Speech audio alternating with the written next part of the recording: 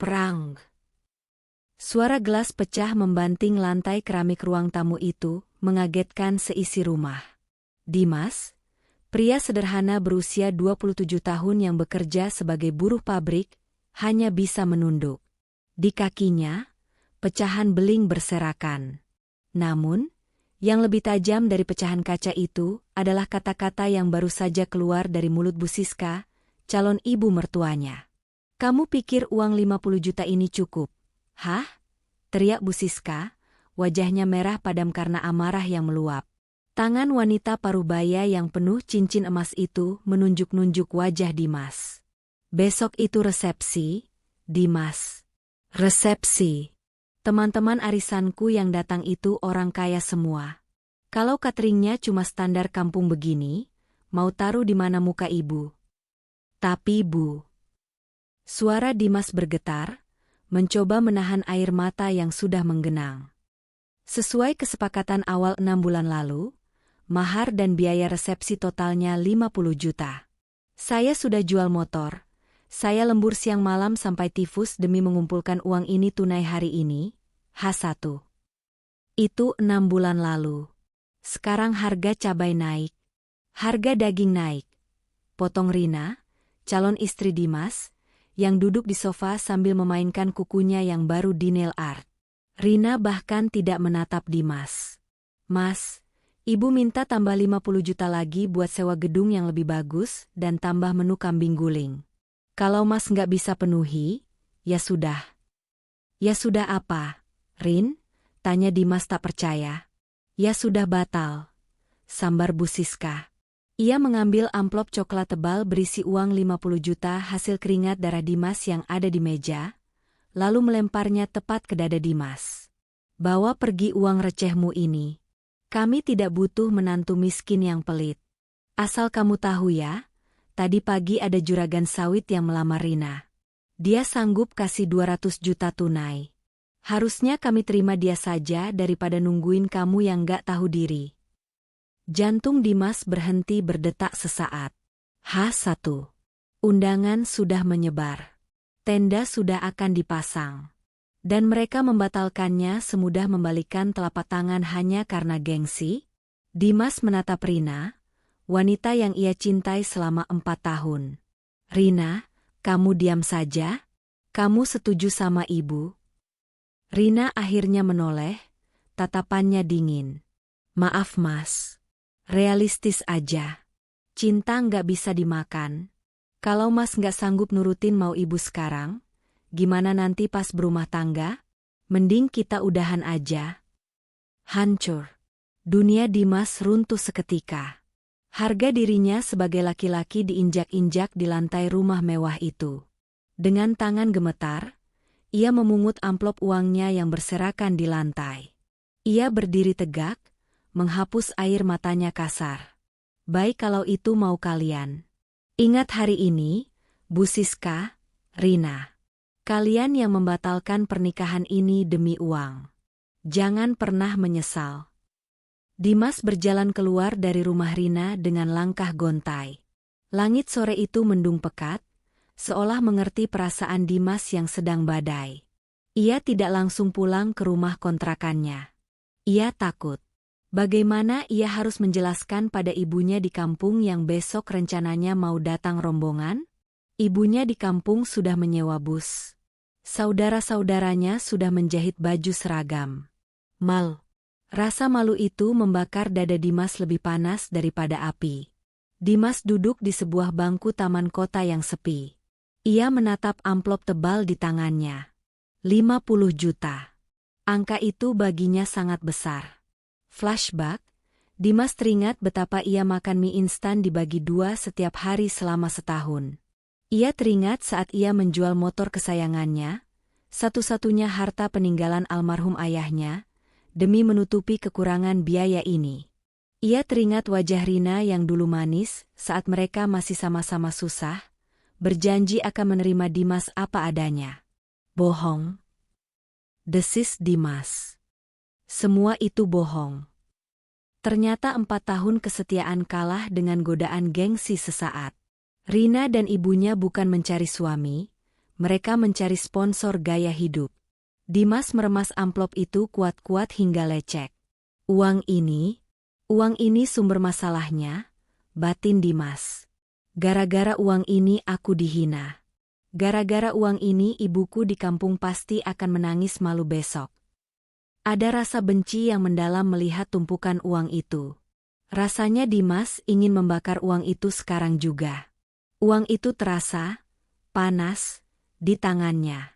Jika ia bawa pulang, uang ini hanya akan mengingatkannya pada kegagalan dan penghinaan Bu Siska. Aku tidak mau uang ini. Uang ini kotor oleh ludah kesombongan mereka. Gumam Dimas. Ia bangkit berdiri. Ia tidak ingin menyimpan uang sial ini. Ia harus membuangnya. Tapi kemana? Membakarnya mubazir. Tiba-tiba, suara adzan maghrib berkumandang dari kejauhan. Suara itu begitu syahdu, menyusup ke dalam relung hati Dimas yang retak. Kaki Dimas melangkah tanpa sadar mengikuti arah suara adzan. Ia sampai di depan sebuah bangunan tua bercat hijau yang catnya sudah mengelupas. Papan nama di depan gerbang itu tertulis, Panti Asuhan Mutiara Hati. Di halaman panti, terlihat puluhan anak-anak yatim piatu sedang mengambil air wudhu dengan tertib. Pakaian mereka lusuh, ada yang kekecilan, ada yang sobek di bagian lengan. Tapi wajah mereka bersinar, tertawa lepas tanpa beban duniawi. Dimas tertegun. Ia merasa ditampar. Aku menangisi wanita yang tidak mencintaiku, sementara anak-anak ini tidak punya orang tua tapi tetap tersenyum. Batinnya. Seorang wanita tua, pengasuh panti yang biasa dipanggil Umi Salamah, keluar menyambut Dimas. Mau sholat maghrib? Nak, mari masuk, mushola kami terbuka untuk umum. Dimas mengangguk kaku. Ia ikut sholat berjamaah. Saat sujud, pertahanan Dimas jebol. Ia menangis sesenggukan di atas sajadah usang mushola panti. Ia mengadu pada Tuhan tentang sakit hatinya. Ia melepaskan semua beban di keningnya yang menyentuh lantai. Setelah sholat, Dimas menghampiri Umi Salamah. Tanpa basa-basi, ia meletakkan amplop coklat tebal itu di hadapan Umi. Umi, ini ada sedikit rezeki. Tolong terima untuk anak-anak. Umi Salamah membuka sedikit amplop itu dan terlonjak kaget melihat gepokan uang merah di dalamnya. Astagfirullah. Nak, ini banyak sekali. Ini uang apa? Umi tidak berani terima kalau uang tidak jelas. Dimas tersenyum pahit, matanya sembab tapi tatapannya lega. Itu uang halal, Umi. Itu tabungan saya selama bertahun-tahun.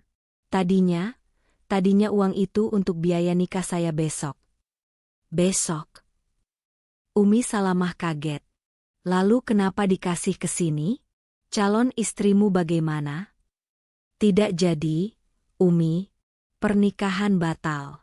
Allah menyelamatkan saya dari orang yang salah. Jawab Dimas tegar. Saya tidak mau bawa uang ini pulang. Saya ingin uang ini jadi pembersih hati saya. Saya ikhlas, Umi. Lillahi ta'ala. Tolong gunakan buat makan enak anak-anak, buat beli baju baru mereka. Doakan saja saya kuat. Umi Salamah gemetar. Air matanya menetes. Ia tahu betapa beratnya hati pemuda di depannya ini. Uang 50 juta diserahkan begitu saja saat hatinya hancur. Nak, Umi terima amanah ini. Demi Allah, malaikat mencatat pengorbananmu. Umi dan 40 anak yatim di sini akan mendoakanmu malam ini. Allah pasti ganti, Nak. Allah pasti ganti dengan yang jauh lebih baik, yang tidak pernah kamu duga. Malam itu, Dimas pulang dengan kantong kosong, tapi hatinya penuh. Ia tidak tahu bahwa doa 40 anak yatim yang menembus langit malam itu akan segera mengubah takdirnya esok hari. Malam itu terasa sangat panjang bagi Dimas. Ia duduk di lantai kontrakannya yang sepi. Jas pengantin yang sudah ia sewa tergantung di dinding, seolah menertawakan nasibnya. Jam dinding berdetak, menghitung mundur waktu menuju akad nikah yang batal. Tugas terberat belum selesai, memberitahu ibu di kampung. Dengan tangan gemetar, Dimas menekan nomor ibunya. Halo, Assalamualaikum, Le, Nak? Ibu sudah siap-siap ini. Rombongan satu bus sudah kumpul. Ayam-ayam sudah disembelih buat bawaan. Kamu sehat kan? Ibu seneng banget besok lihat kamu duduk di pelaminan. Suara ibunya terdengar begitu antusias dan bahagia di seberang sana. Hati Dimas hancur lebur. Ia membekap mulutnya sendiri agar suara isak tangisnya tidak terdengar. Bagaimana ia tega menghancurkan kebahagiaan wanita tua itu? Bu. Suara Dimas parau. Iya Le, suaramu kok serak? Kamu sakit? Jangan begadang, besok harus segar. Bu, maafkan Dimas. Dimas tak kuasa menahan lagi. Air matanya tumpah. Ibu batalkan busnya. Ibu bubarkan rombongan. Besok tidak ada pernikahan, Bu. Hening. Sunyi senyap di ujung telepon. Hanya terdengar suara napas ibunya yang tercekat. Maksudmu apa, Nak? Jangan bercanda. Undangan sudah sebar. Malu kita, Nak. Keluarga Rina membatalkan sepihak, Bu. Mahar Dimas dibilang kurang. Dimas dilempar uang, diusir kayak kucing kurap. Mereka minta tambahan 50 juta lagi atau batal. Dimas nggak punya uang lagi, Bu. Dimas menunggu ibunya marah atau kecewa. Tapi yang terdengar justru suara isak tangis ibunya yang lirih, lalu berubah menjadi kalimat yang menyejukkan hati. Ya Allah, Gusti, anakku. Ibunya menangis, tapi bukan karena malu, melainkan karena sakit hati anaknya dihina. Pulanglah, Le. Nggak usah nikah sama orang yang tidak menghargaimu. Biar ibu yang tanggung malunya di kampung. Ibu rela dicemooh tetangga, daripada kamu hidup tersiksa sama mertua yang matre. Ikhlaskan, Nak. Allah pasti siapin ganti yang lebih mulia. Malam itu, Dimas tidur dengan perasaan lega meski pedih. Restu dan keikhlasan ibunya menjadi obat luka yang paling mujarab. Keesokan harinya. Hari Minggu. Seharusnya jam 8 pagi ini Dimas duduk di depan penghulu menjabat tangan ayah Rina. Namun, kenyataannya Dimas masih duduk melamun di teras kontrakannya dengan mata bengkak. Tiba-tiba, sebuah mobil Alphard hitam mengkilap berhenti tepat di depan pagar kontrakannya. Dimas kaget. Ia pikir keluarga Rina datang untuk menagih ganti rugi atau semacamnya. Pintu mobil terbuka. Yang turun bukanlah keluarga Rina, melainkan seorang pria parubaya yang sangat berwibawa. Wajahnya bersih, bercahaya, mengenakan baju koko putih, sarung batik halus, dan peci hitam. Di belakangnya, Umi Salamah, pengurus panti asuhan semalam, ikut turun sambil tersenyum lebar. Dimas buru-buru berdiri, merapikan kaos oblongnya. Umi Salamah. Assalamualaikum, Nak Dimas, sapa Umi Salamah ramah. Maaf kami datang pagi-pagi. Kenalkan, ini Kyai Abdullah. Beliau pemilik Yayasan Panti Asuhan Mutiara Hati, sekaligus pimpinan pesantren Al-Ikhlas yang besar di kota sebelah. Dimas ternganga. Kyai Abdullah? Ulama besar yang sering muncul di TV itu? Dimas buru-buru mencium tangan Kyai Abdullah dengan takzim. Waalaikumsalam, Kyai. Masya Allah, ada angin apa Kyai sampai mampir ke gubuk saya? Kyai Abdullah tersenyum, menatap Dimas dari ujung kaki sampai ujung kepala dengan tatapan teduh namun menyelidik. Semalam Umi Salamah menelepon saya. Dia cerita ada seorang pemuda yang hatinya sedang hancur, tapi justru memberikan seluruh hartanya untuk anak yatim. Saya tidak bisa tidur memikirkan pemuda itu. Saya ingin melihat langsung wajah orang yang punya hati seluas samudra itu. Dimas menunduk malu. Saya cuma manusia biasa, Kyai. Itu uang yang sudah tidak ada gunanya bagi saya. Justru itu, potong Kyai Abdullah. Banyak orang membuang sampah saat marah. Tapi kamu membuang emas di jalan Allah saat marah. Itu tingkatan iman yang tinggi, nak. Nak Dimas, hari ini seharusnya kamu akad nikah, kan? Tanya Kiai tiba-tiba. Dimas mengangguk lemah. Iya, Kiai. Tapi sudah batal. Kalau begitu, ayo ikut saya, ajak Kiai Abdullah. Ganti bajumu. Pakai baju terbaikmu. Kita pergi sekarang. Kemana, Kiai? Menjemput takdirmu yang tertunda. Di dalam perjalanan yang hening, Dimas merasa canggung duduk di sebelah Kiai Abdullah. AC mobil terasa sangat dingin, tapi keringat dingin mengucur di punggungnya. Nak Dimas, Kiai memecah keheningan. Saya punya seorang putri. Namanya Zahra. Dia baru lulus S2 dari Kairo, Mesir. Hafidz Quran 30 juz. Cantik, pintar, sholehah. Dimas menelan ludah.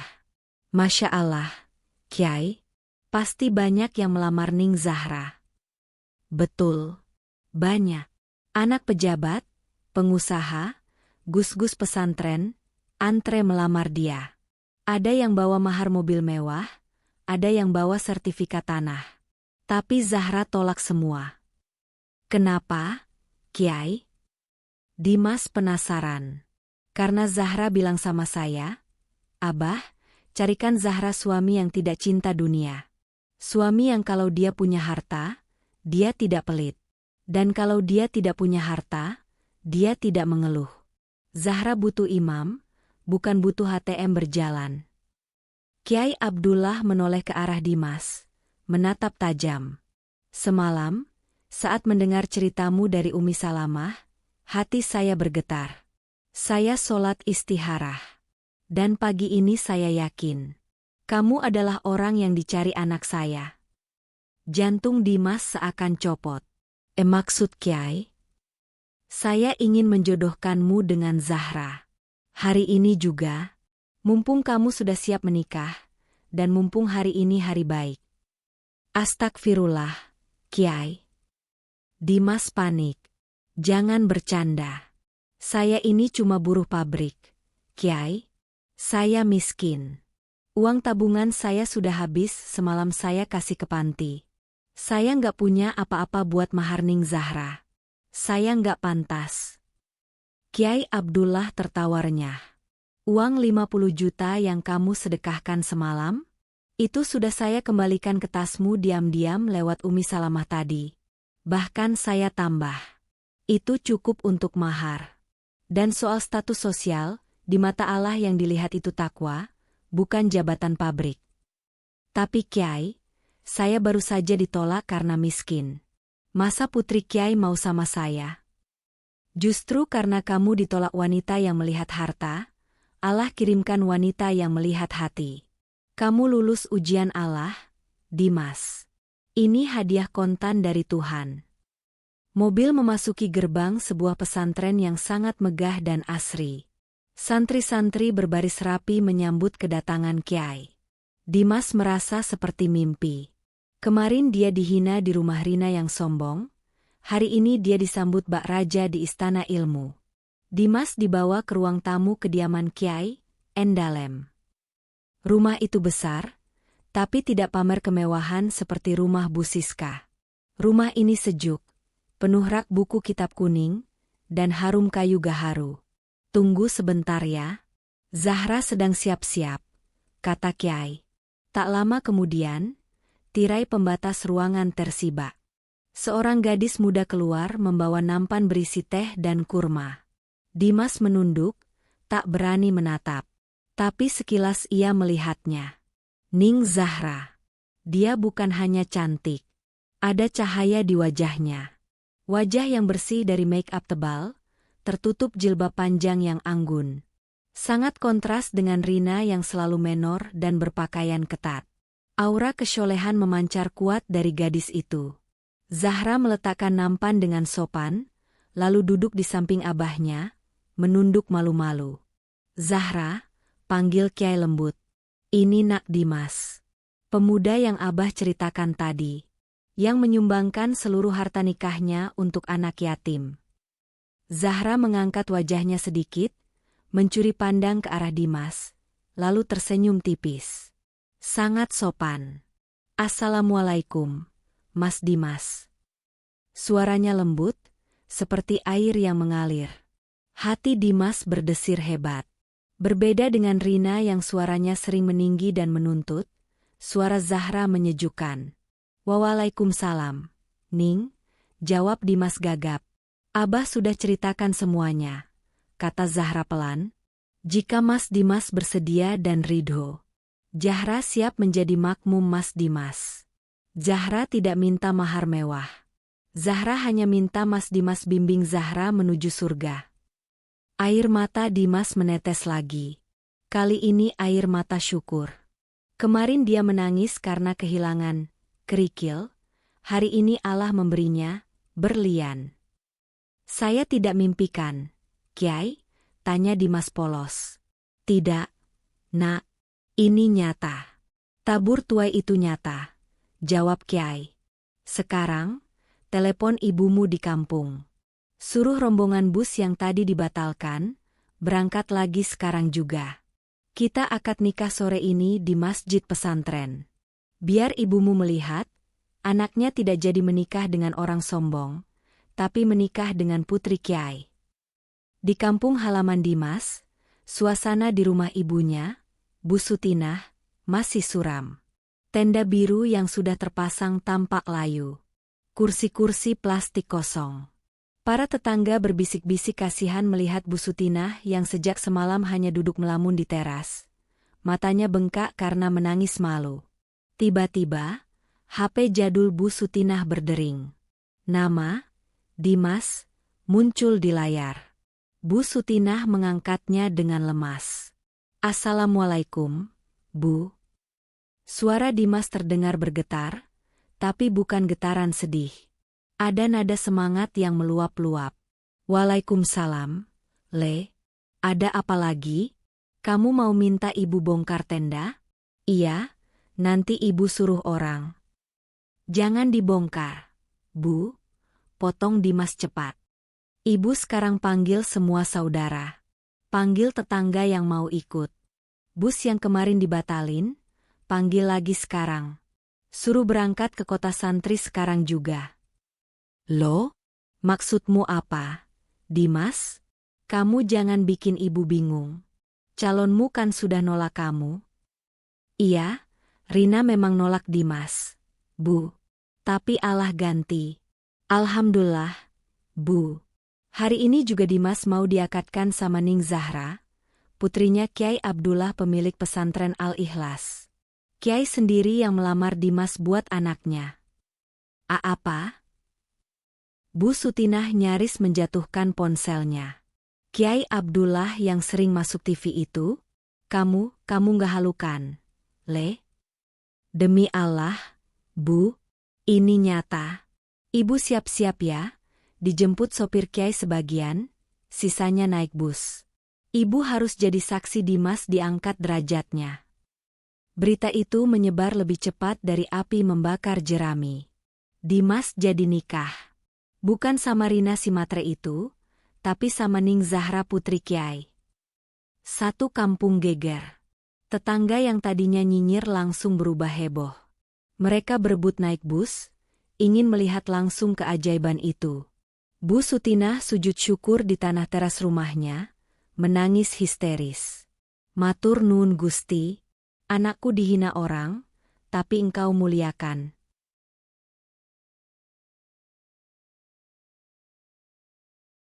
Sore harinya, Masjid Agung Pesantren Al-Ikhlas sudah dipadati oleh ribuan santri berbaju putih. Mereka duduk rapi, melantunkan sholawat yang menggema hingga ke langit-langit kubah emas masjid. Suasananya begitu sakral, membuat bulu kuduk merinding. Dimas duduk di depan meja akad. Ia mengenakan jas putih bersih pemberian Kiai, peci hitam, dan kalungan bunga melati. Wajahnya bersinar, tampan sekali. Di sampingnya, Bu Sutinah duduk mendampingi dengan mata yang tak henti-hentinya mengalirkan air mata haru. Ia tidak menyangka, anaknya yang buruh pabrik bisa duduk bersanding dengan ulama besar. Di seberang meja, Kyai Abdullah menggenggam tangan Dimas erat. Saudara Dimas Aryo bin almarhum Pak Slamet. Saya nikahkan dan saya kawinkan engkau dengan putri kandung saya, Fatimah Az-Zahra, dengan mas kawin uang tunai 50 juta rupiah dan seperangkat alat sholat, dibayar tunai. Suara Kyai Abdullah lantang dan tegas. Dimas menarik napas panjang. Mengingat semua penghinaan Bu Siska, mengingat kepedihan hatinya, dan kini menatap wajah teduh Kyai di depannya. Saya terima nikah dan kawinnya Fatimah Az-Zahra binti Abdullah dengan mas kawin tersebut. Tunai. Sah? Tanya penghulu. Sah? Seru ribuan santri serempak bagaikan gemuruh guntur. Alhamdulillah. Saat doa dibacakan, Ning Zahra keluar dari balik tirai didampingi para ustadzah. Ia mencium tangan Dimas untuk pertama kalinya. Dimas meletakkan tangannya di ubun-ubun Zahra dan mendoakannya. Ada getaran cinta yang suci menjalar di hati keduanya. Cinta yang dibangun di atas pondasi takwa, bukan materi. Bu Sutinah memeluk Dimas dan Zahra bergantian. Ibu Ridho, nak. Ibu ridho dunia akhirat. Tanpa pesta mewah, tanpa dangdutan, tanpa hura-hura. Tapi pernikahan ini disaksikan oleh ribuan malaikat dan santri yang mendoakan kebaikan. Jauh lebih mulia daripada resepsi di gedung yang Rina impikan. Sementara itu, di rumah Bu Siska, Rina sedang sibuk luluran di kamarnya. Besok adalah hari di mana Pak Broto, juragan sawit yang baru melamarnya, berjanji akan datang membawa uang 200 juta dan membicarakan tanggal pernikahan kilat mereka. Rina merasa menang. Ia merasa baru saja membuang sampah, Dimas, dan mendapat berlian, Pak Broto. Rina, lihat ini cepetan. Tiba-tiba Desi, sahabat Rina, menerobos masuk kamar sambil menyodorkan HP-nya. Apa sih, Des? Ganggu orang perawatan aja. Gerutu Rina malas. Lihat ini, live TikTok pesantren Al-Ikhlas. Ini mantan lu kan? Si Dimas? Rina mendengus meremehkan. Halah, paling dia lagi galau di masjid. Nangis-nangis minta gue balik. Rina melirik layar HP itu. Matanya seketika membelalak. Di layar, terlihat Dimas yang gagah sedang bersanding dengan wanita yang sangat cantik dan anggun. Caption videonya tertulis, Barakallah Ning Zahra emas Dimas. Kisah viral, batal nikah H1, Allah ganti jodoh putri Kyai di hari yang sama. Video itu sudah ditonton 2 juta kali dalam 1 jam. Komentar netizen membanjir, mantan nyesel seumur hidup nih. Gila, Ning Zahra cantik banget. Spek bidadari. Mantannya lewat. Rezeki anak soleh, dibuang emas dapat berlian. HP Rina terjatuh ke lantai. Tangannya gemetar. Nggak mungkin si miskin itu nikah sama Ning Zahra. Ini pasti settingan. Zahra itu lulusan Kairo, Dimas cuma buruh pabrik. Mustahil. Rina berteriak histeris, menyangkal kenyataan. Rasa panas menjalar di dadanya. Rasa iri yang membakar. Ia baru saja mencampakan Dimas karena miskin. Tapi sekarang Dimas menjadi menantu orang paling terpandang di kota itu. Bu Siska yang mendengar keributan masuk. Saat melihat video itu, wajah Bu Siska pucat pasi. Ia kenal Kyai Abdullah. Itu ulama yang sangat ia hormati. Dia pakai uang dari mana buat mahar Zahra? Gumam Bu Siska lemas. Sudahlah Rin, biarin aja si Dimas nikah. Bu Siska mencoba menenangkan, meski hatinya panas. Ingat, besok Pak Broto datang. Pak Broto itu juragan sawit Kalimantan. Hartanya ratusan miliar. Si Dimas MAH lewat. Paling juga si Dimas cuma numpang hidup di ketiak mertua. Keesokan harinya, sebuah mobil Pajero Sport modifikasi dengan knalpot brong berhenti di depan rumah Rina. Turunlah Pak Broto. Penampilannya mencolok. Pak Broto berusia sekitar 50 tahun, perut buncit, memakai kalung emas besar, yang warnanya agak terlalu kuning, kacamata hitam, dan merokok cerutu. Di belakangnya ada 2 orang berbadan besar yang disebut asisten. "Mana calon istriku yang cantik?" teriak Pak Broto dengan suara serak. Rina keluar dengan dandanan maksimal. Ia memaksakan senyum, mencoba melupakan bayangan pernikahan mewah Dimas kemarin. "Selamat datang, Pak Broto sayang." "Hahaha, langsung panggil papa saja." Pak Broto merangkul pinggang Rina dengan sedikit kasar. Rina agak risih, tapi ia tahan demi uang. Sesuai janji papa, Pak Broto meletakkan koper di meja. "Ini uang 200 juta tunai buat pesta kita minggu depan. Papa mau pesta paling mewah.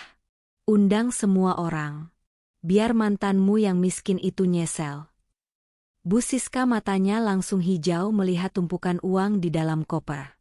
Ia lupa mengecek asal-usul Pak Broto. Ia lupa bertanya KTP atau surat cerai Pak Broto, katanya duda. Yang ia lihat hanya uang. "Siap, Pak. Ibu akan urus semuanya. Kita bikin pesta 7 hari 7 malam. Seru Bu Siska girang. Mereka tidak tahu, di seberang jalan, ada sebuah mobil kijang tua berwarna gelap yang mengintai. Di dalamnya, 2 orang polisi berpakaian preman sedang memegang foto Pak Broto. Target terlihat. Buronan kasus penipuan investasi bodong dan penggelapan uang TKI. "Tunggu dia lengah, baru kita sikat," bisik polisi itu ke Hendy Talki. Rina dan Bu Siska sedang tertawa di atas bom waktu yang siap meledak. Sementara Rina sibuk pamer uang 200 juta di Instagram Story, kehidupan Dimas berubah drastis dengan cara yang lebih berkah. Dimas tidak hanya dijadikan suami oleh Zahra, tapi juga dipercaya oleh Kyai Abdullah untuk mengelola unit usaha pesantren. Ternyata, selain pesantren, Kyai Abdullah memiliki beberapa minimarket syariah dan perkebunan kurma. Kyai melihat potensi Dimas yang jujur dan pekerja keras, mantan buruh pabrik yang ulet. "Dimas, Abah perhatikan manajemen gudang kita berantakan. Abah percaya kamu bisa rapihkan. Anggaplah ini jihad ekonomimu," kata Kyai Abdullah sambil menyerahkan kunci kantor operasional. Dimas tidak menyia-nyiakan kesempatan. Dibantu Zahra yang pintar akuntansi, Dimas bekerja cerdas. Dalam seminggu, ia berhasil memangkas biaya operasional dan menaikkan keuntungan toko pesantren. Para santri dan karyawan hormat padanya. Bukan karena dia menantu Kyai, tapi karena kerendahan hati dan kinerjanya.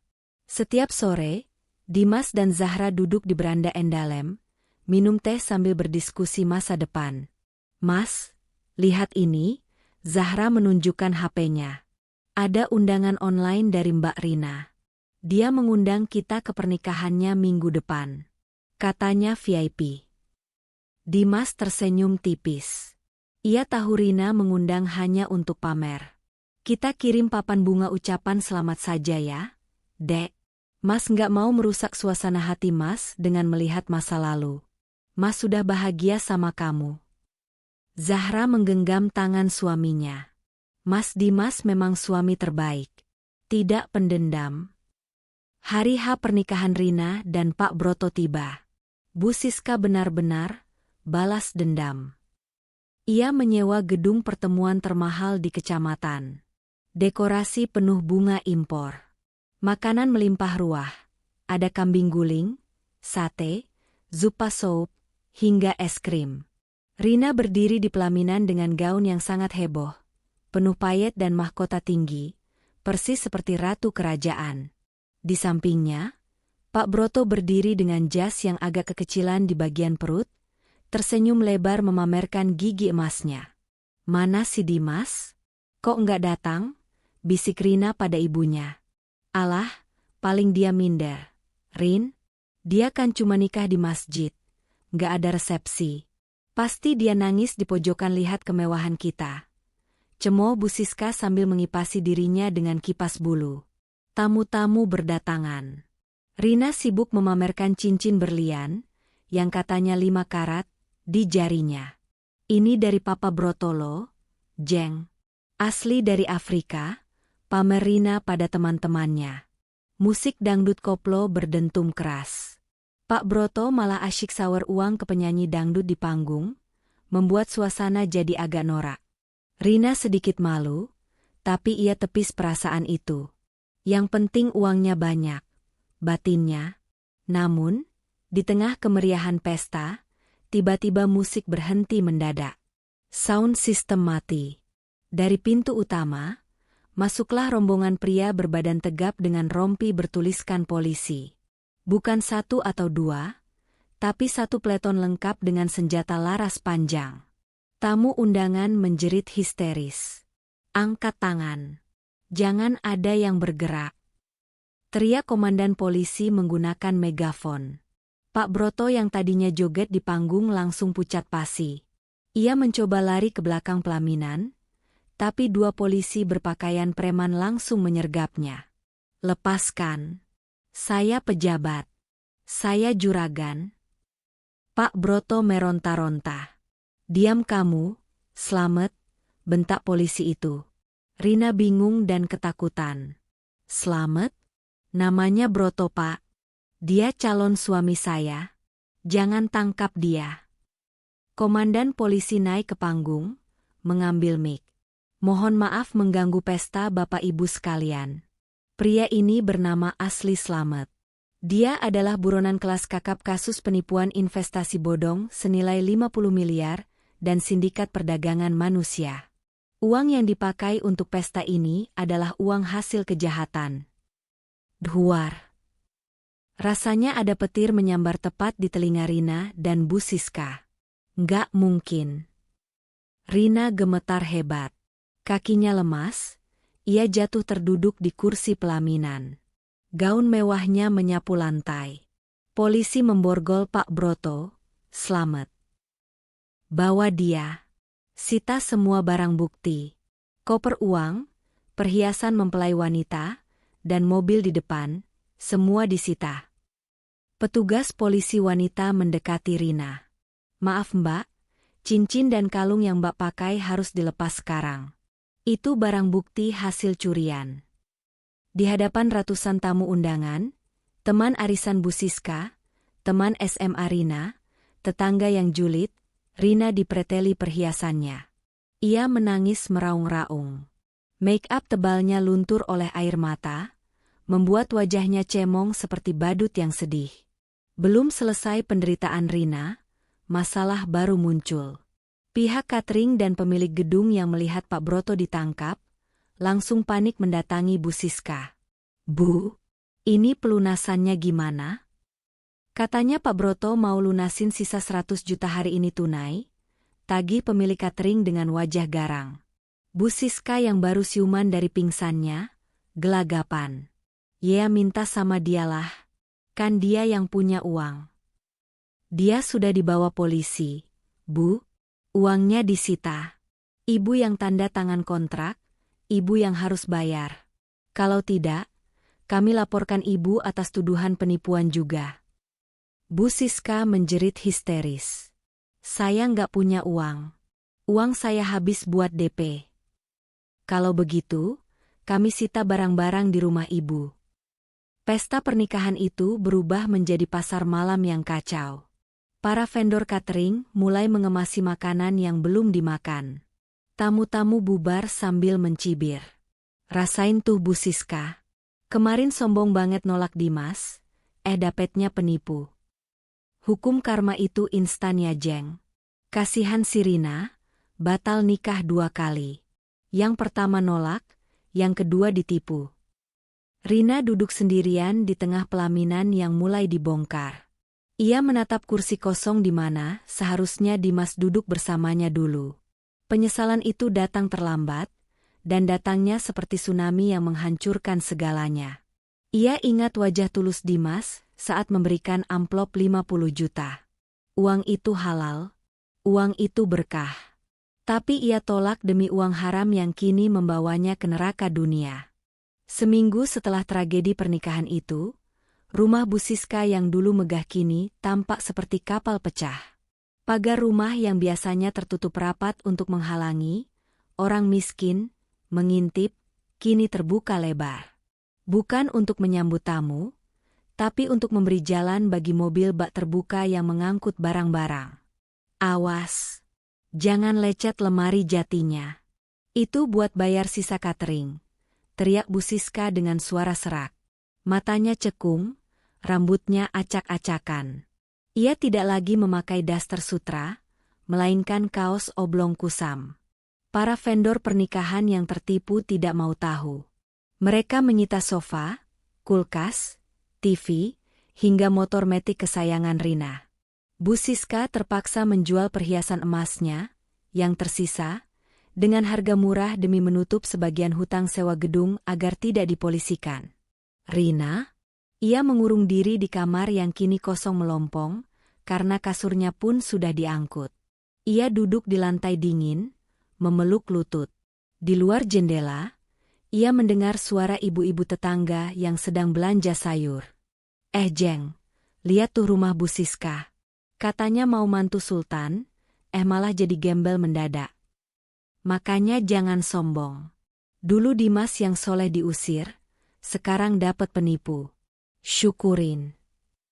Setiap kata itu seperti silet yang mengiris telinga Rina. Dulu ia adalah primadona kampung. Gadis paling cantik yang diperebutkan. Sekarang, ia adalah janda kembang, padahal belum sempat disentuh, yang menjadi bahan tertawaan. Rina membuka HP-nya yang layarnya retak, karena ia banting saat melihat live streaming Dimas. Ia melihat profil WhatsApp Dimas. Fotonya sudah berganti.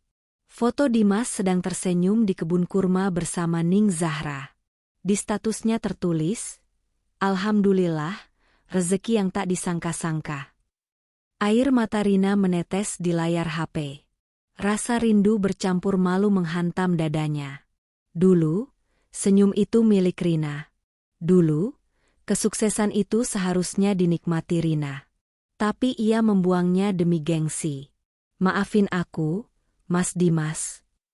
Isak Rina sendirian di kamar kosong itu.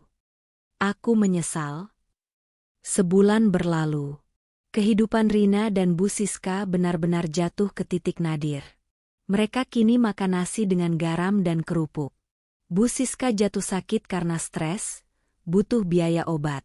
Di tengah keputusasaan, setan membisikkan ide gila di kepala Rina. Rin. Panggil Bu Siska lemah dari atas kasur tipis di ruang tamu. Coba kamu temui Dimas. Minta tolong sama dia. Dulu dia kan cinta mati sama kamu. Siapa tahu dia masih ada rasa kasihan. Minta pinjaman uang, atau minta kerjaan di pesantrennya. Ibu gila? Aku malu, Bu. Aku sudah ngusir dia. Tolak Rina. Daripada kita mati kelaparan, daripada ibu nggak bisa beli obat, buang malumu, Rin. Harga diri nggak bikin kenyang, bentak Bu Siska. Akhirnya, dengan langkah berat, Rina pergi ke pesantren Al-Ikhlas. Ia tidak memakai baju seksi lagi, ia memakai gamis lama dan kerudung seadanya, mencoba terlihat sopan. Sesampainya di gerbang pesantren, Rina dicegat satpam. Maaf Mbak, mau cari siapa? Saya teman lama Mas Dimas. Ada perlu penting, jawab Rina menunduk. Rina menunggu di pos satpam selama 1 jam. Ia melihat mobil-mobil mewah keluar masuk. Ia melihat truk-truk box bertuliskan, Dimas Zahra Group, mengangkut barang dagangan. Bisnis pesantren di tangan Dimas benar-benar meroket. Tiba-tiba, sebuah mobil Innova hitam berhenti di depan gerbang. Kaca belakang turun. Itu Dimas. Dia terlihat lebih berisi, kulitnya bersih, wajahnya bercahaya. Ia memakai baju koko rapi dan peci hitam. Di sampingnya, duduk Ning Zahra yang sedang hamil muda, terlihat sangat anggun. Mereka sedang tertawa membicarakan sesuatu. Jantung Rina berhenti berdetak. Ia ingin lari, tapi kakinya kaku. Dimas menoleh dan melihat Rina berdiri di pos satpam. Senyum di wajah Dimas perlahan memudar, berganti dengan ekspresi datar. Bukan benci, tapi asing. Seperti melihat orang yang tak dikenal. Dimas membisikkan sesuatu pada Zahra, lalu turun dari mobil menghampiri Rina. Zahra tetap di mobil, tersenyum sopan dari kejauhan. "Assalamualaikum, Rina," sapa Dimas tenang. Suaranya masih sama lembutnya seperti dulu, tapi tidak ada lagi getaran cinta di sana. Rina gemetar. Air matanya langsung tumpah. "Waalaikumsalam, Mas Dimas." Rina ingin memeluk kaki Dimas, tapi ia sadar diri. "Mas, aku minta maaf. Aku salah besar sama kamu. Aku dan ibu kena batunya, Mas. Kami hancur. Kami ditipu Pak Broto. Rumah habis, ibu sakit." Dimas mendengarkan tanpa memotong. Wajahnya teduh. "Mas, tolong aku," lanjut Rina tersendat-sendat. "Aku nggak minta balikan. Aku tahu kamu sudah bahagia sama Ning Zahra. Aku cuma minta tolong, pinjami aku uang buat berobat ibu. Atau kasih aku kerjaan apa saja di sini, Mas.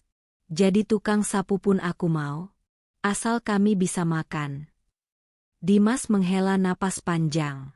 Ia menatap langit sebentar, lalu menatap Rina. "Rina, soal maaf, sudah Mas maafkan sejak malam itu. Mas tidak dendam. Justru Mas berterima kasih.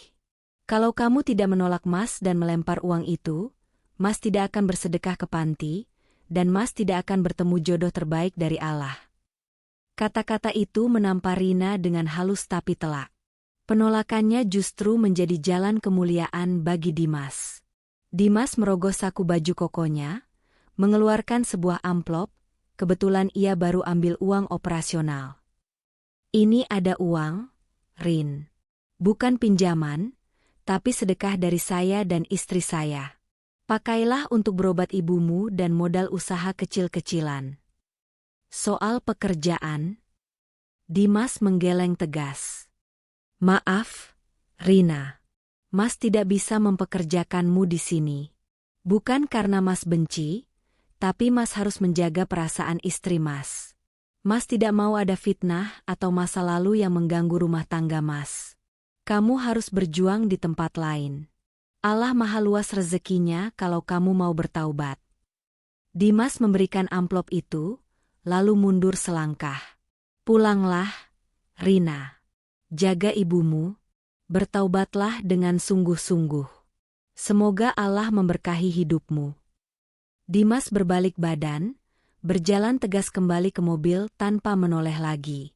Rina berdiri mematung memegang amplop itu, menangis meraung dalam diam.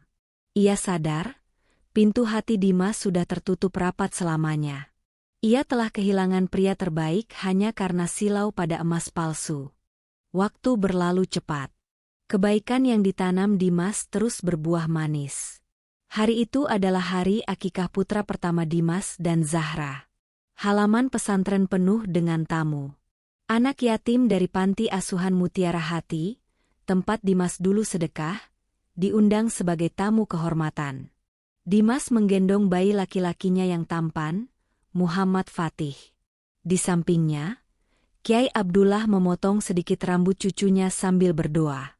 Bu Sutinah, ibu Dimas, duduk di kursi roda karena sudah tua, tapi wajahnya memancarkan kebahagiaan yang luar biasa. Ia dikelilingi cucu dan menantu yang sholehah. "Lihat Le," bisik Bu Sutinah pada Dimas. "Dulu kita dihina karena miskin. Sekarang ribuan orang mendoakan anakmu. Gusti Allah itu adil." Dimas mencium kening ibunya, lalu mencium kening istrinya, Zahra. "Terima kasih, Dek. Sudah menjadi pelengkap iman Mas," bisik Dimas. Zahra tersenyum. "Terima kasih juga, Mas. Sudah menjadi nahkoda yang sabar." Sementara itu, di pasar tradisional tak jauh dari sana, Rina sedang sibuk mengipasi sate usus dagangannya. Asap mengepul membuat wajahnya berminyak dan kusam. Ia tidak lagi memikirkan skincare atau nail art. Ia bekerja keras demi menyambung hidup dan membeli obat ibunya yang kini lumpuh. Rina melihat iring-iringan mobil tamu yang menuju pesantren Dimas. Ia hanya tersenyum kecut, lalu kembali mengipasi satenya. Ia sudah menerima takdirnya. Ia belajar bahwa kebahagiaan itu bukan tentang seberapa banyak uang yang kau punya, tapi seberapa besar rasa syukurmu. Rina kini hidup tenang meski sederhana, menebus kesalahan masa lalunya dengan bakti pada ibunya. Dua takdir yang berbeda. Satu di istana keberkahan, satu di jalanan perjuangan. Keduanya adalah hasil dari pilihan di masa lalu. Sahabat, hidup ini seperti cermin. Apa yang kau lakukan akan memantul kembali padamu. Aku pernah berada di titik terendah. Dihina, dibuang, dan diinjak harga dirinya hanya karena segepok uang. Tapi aku memilih untuk tidak membalas dengan dendam. Aku memilih untuk melepaskan apa yang bukan milikku dan menyerahkannya pada Allah. Dan janji Allah itu pasti. Barang siapa yang meninggalkan sesuatu karena Allah, maka Allah akan menggantinya dengan yang lebih baik. Untuk Rina, dan siapapun yang pernah salah melangkah, tidak ada kata terlambat untuk memperbaiki diri. Meski rezekimu tidak semewah dulu, ketenangan hati adalah harta yang paling mahal. Masya Allah. Merinding ya dengar kisahnya? Dari kisah Mas Dimas ini kita belajar dua hal penting. Jangan menilai orang dari dompetnya. Roda itu berputar. Yang hari ini kau hina miskin, besok bisa jadi orang yang paling kau butuhkan. Kekuatan sedekah dan ikhlas. Saat hatimu hancur, obat terbaik bukanlah marah, tapi memberi. Sedekah Mas Dimas ke panti asuhan itulah yang mengetuk pintu langit dan mengubah takdirnya instan. Nah, buat kalian yang lagi galau karena putus cinta atau batal nikah, jangan sedih. Siapa tahu jodoh sultan kalian lagi OTW, kuncinya cuma satu, pantaskan diri dan dekati sang pemilik hati. Call to action. Kira-kira, kalau kalian jadi Dimas, bakal maafin Rina nggak? Atau malah kalian ketawain? Coba jujur tulis di kolom komentar ya. Dan jangan lupa, absen dulu dong. Kalian nonton video ini dari kota mana? Yuk ramaikan kolom komentar. Terima kasih sudah menonton sampai akhir. Jangan lupa like, subscribe, dan nyalakan loncengnya biar nggak ketinggalan drama kehidupan selanjutnya. Sampai jumpa. Assalamualaikum warahmatullahi wabarakatuh.